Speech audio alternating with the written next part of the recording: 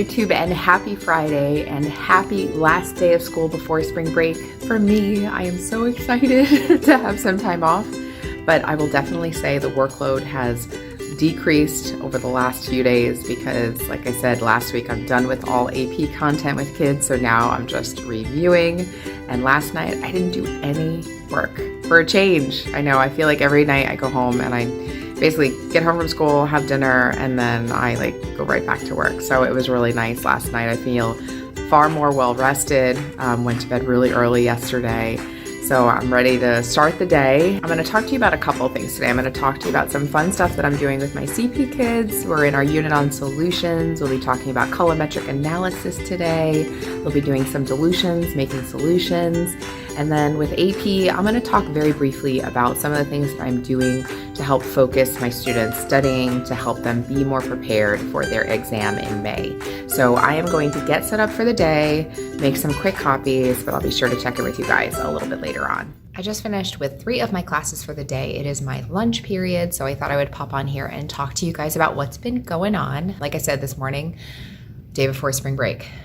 Can't wait. It's definitely been a long haul. I want to say we had, was it 12 weeks from winter break to spring break? I mean, that's a long stretch. So definitely need this very much.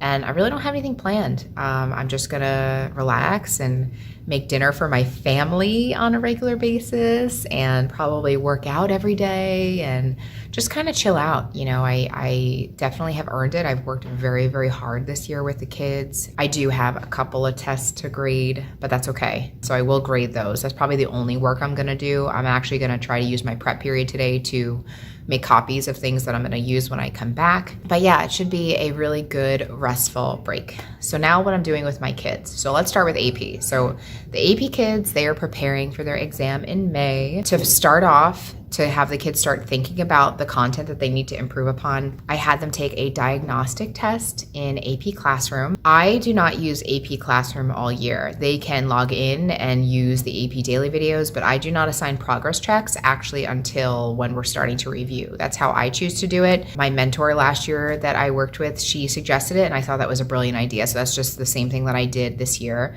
And so what I wanted to do was assign one of the practice exams that's in AP Classroom for them to use as a diagnostic test. And then once they took that, then I had them go through and highlight all the units that they need to work on. But what I did is I took an answer sheet, and instead of writing the answers on here, I wrote down the different unit numbers so that when the students highlight the questions that they got wrong, they can go back to what units that they need to study.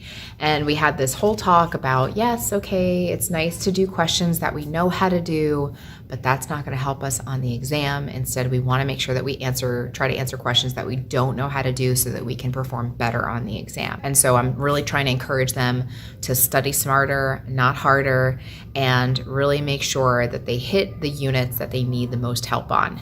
And I feel like it went really well. I feel like the students definitely narrowed down 1 or 2 units that they need to work on. One thing that I also think is helping that we're doing this year as a science department for all the AP classes is we're requiring the students to take a cumulative exam. This exam is going to take place right before the AP chemistry exam. And basically it's going to be a mock exam. They're gonna have another assessment, 50 multiple choice questions, and then they're also going to have a set of FRQs to answer as well. And that's going to take place over the course of 2 double lab periods that I have. So I have double lab periods. All my periods are 50 minutes long, so 110 minutes for each of those sections, and that'll hopefully give us another idea of how well they're going to do in the exam. And then this is going to take place just before the exam, so they still have some time to study and still kind of work through the content. I am not assigning anything to them over spring break. I don't know if that's a good thing or a bad thing. In my opinion, I feel like a lot of kids are traveling, so they're not going to have access to resources. For the kids that want to study, I definitely put stuff on my Google site. I definitely assign things in AP Classroom that they can do, but I do want them to take a break. I use the analogy with my students that if you're a marathon runner or you're trying to train for a triathlon, you're not going to train as hard as possible the week before you're running your marathon. So we really want to make sure that we're studying strategically and we're doing it in such a way that, we can definitely take some time to relax a little bit, because we don't want to be burnt out when the time comes for the exam. And so I'm trying to take a more holistic approach with reviewing, because we have the time. I've got over 3 weeks to review with the kids. So I think that this is more than enough time to help them feel comfortable with the content and really hit the areas that they need to work on. When we come back from break, it is my hope to just do some stuff in class that they normally wouldn't be able to do at home. So there's definitely some amazing resources in the AP Chemistry Facebook group that if you haven't checked it out, you definitely should. There's some great stuff in there that you can, do with your students in class and have them do some stuff at home. And that's kind of the plan. When we come back, they're going to have homework every night, and they're going to have something to do every night, whether it be a half hour worth of work to 45 minutes. I'm going to try and keep it in that window, but they definitely need to be reviewing hardcore because I didn't assign anything over break. As far as my CP kids, they are finishing up their unit on solutions.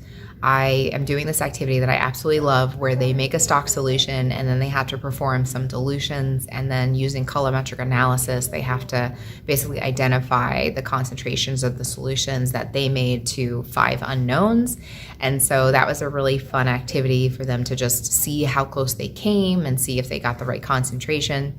So it was a really great day, a very busy day for them. I encouraged them to do the calculations and write procedures that go along with making the stock solution and the dilution. They did great with it. And when I look at them doing these activities, I think back to my own experience as a chemistry student, and I never had this opportunity to actually make a solution or perform a dilution. And I feel like giving them this opportunity is really setting the expectations high for the kids. And that's a good thing. Setting expectations high for your kids, they will meet them. And I think a lot of times we get so stuck in the fact that they're just kids, they're just not going to be able to do it right now. And while for some things that may be true, but I have to say, with studying chemistry, I do think that you can have your students be propelled forward. They can meet those expectations. They can meet the rigor. They can meet the level. And I feel like me as a teacher, who am I to decide and limit their ability? I feel like by saying, oh, they're just kids, they're not, they can't really do it right now, I feel like that really limits them, and I want better for them. I want them to do better.